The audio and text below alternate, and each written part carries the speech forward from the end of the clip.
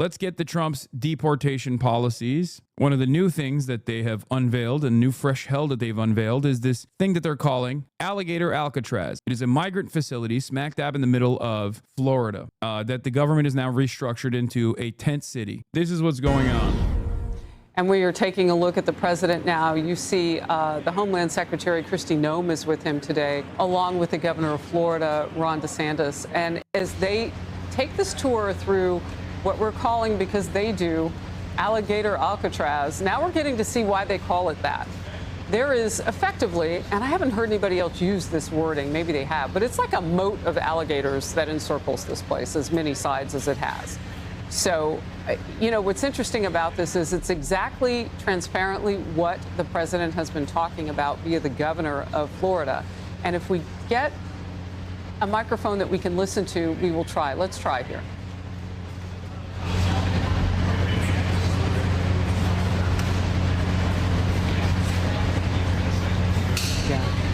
I think we may be just too far away from the microphone. Now, you know, no one can find that better than the president of the United States that we have in Donald Trump, because he sees where the cameras are. He may jump in front of them and will immediately go.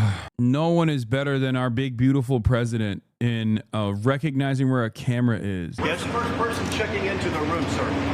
Tomorrow.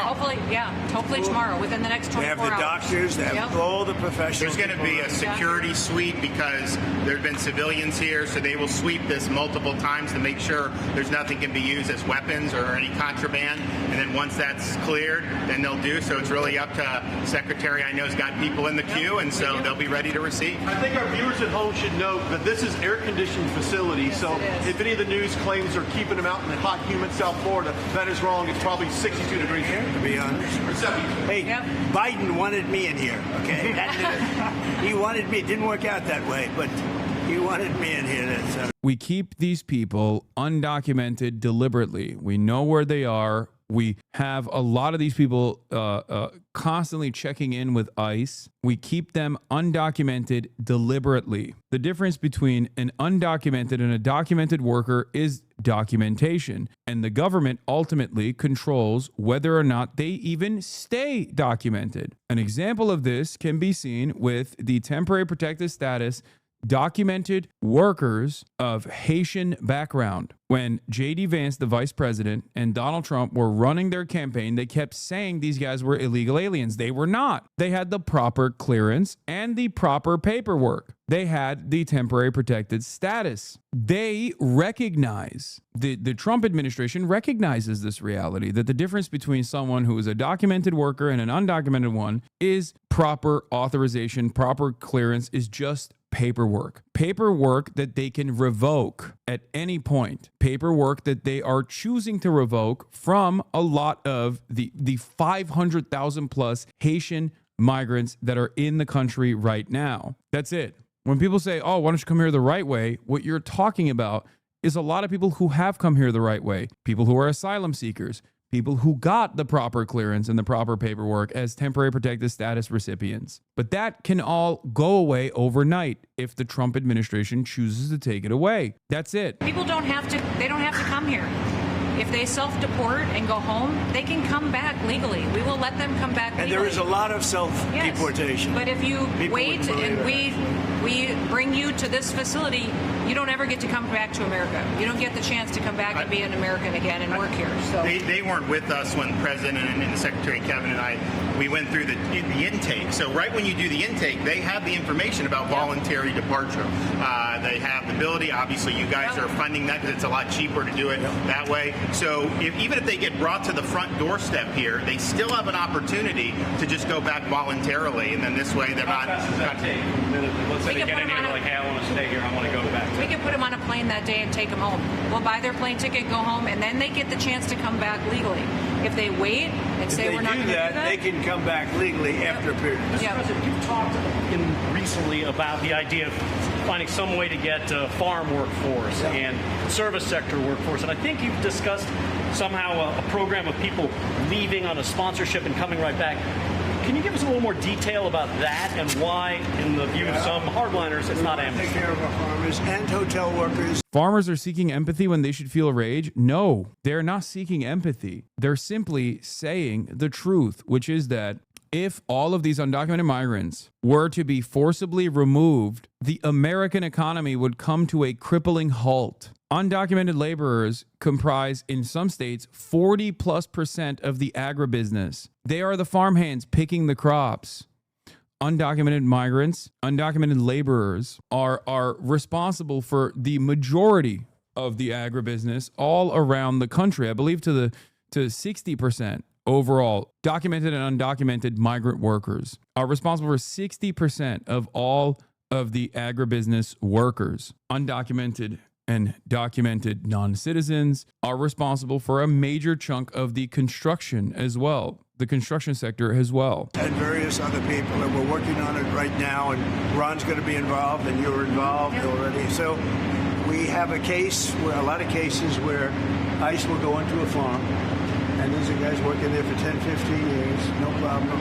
The farmers know them. We're going to put, it's called farmer responsibility or owner responsibility, where they're going to be large. My MAGA mom's idea of what the purpose of the big beautiful bill is about. Yes, it won't stay or stick. They are showing the reality to the world of what the deep state wanted and seeing who in Congress is truly against humanity. It's all going to change. This will be short-lived. Oh my God, they're absolutely delusional. If they don't agree with something, they flip it to fit their own personal fantasy narrative and make it so Trump is God in their make-believe reality. Yeah, by the way, he just said owner responsibility. This is slavery. Let me run this back again, okay? Owner of a person.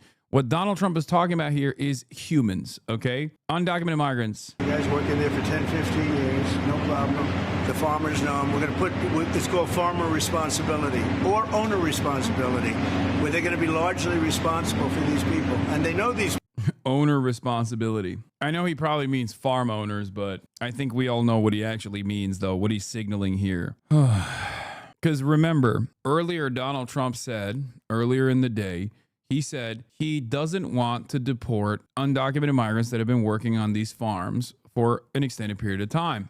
But he also simultaneously mentioned, we're not going to give them citizenship. No way. This is an admission of the ways in which we have the process of documented and undocumented workers. This is literally an admission of what I've been saying for years and years. Like the whole purpose of not giving the proper documentation to these workers who have work authorization is so that they can engage in indentured servitude, and they are utterly disposable whenever the farm owners or whenever the poultry facility owners, the bosses, decide that they want to wipe out the entire labor pool with the full knowledge that they can just like rehire a bunch of new, fresh, undocumented laborers in their place. This is an admission of how undocumented work exists in this country. The most famous incident that took place was with Purdue and numerous other poultry facilities where undocumented migrants that were hired deliberately, that were placed inside of trailer parks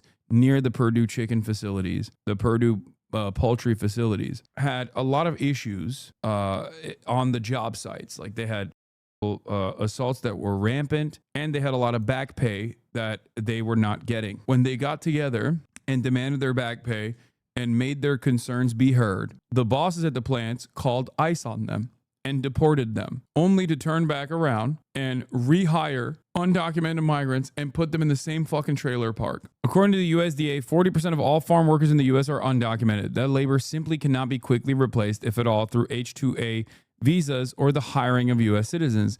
Mass deportations would lead to the closure of many farms and cause food prices to skyrocket. This is the reason why business leaders are begging Trump not to do this.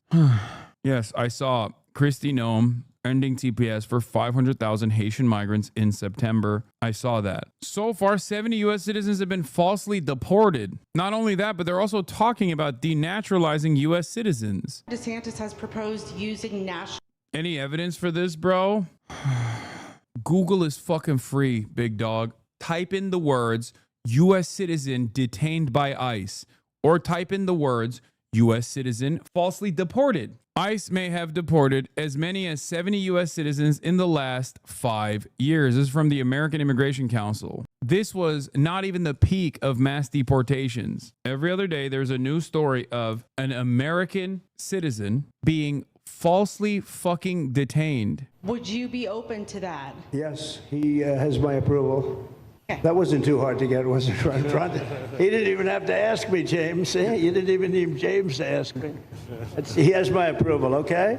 Good. I also like what he's doing in Okeechobee. He has my approval for that, too. I don't know how we work that out, but we'll work it. Yeah, they're going to fucking deputize the National Guard.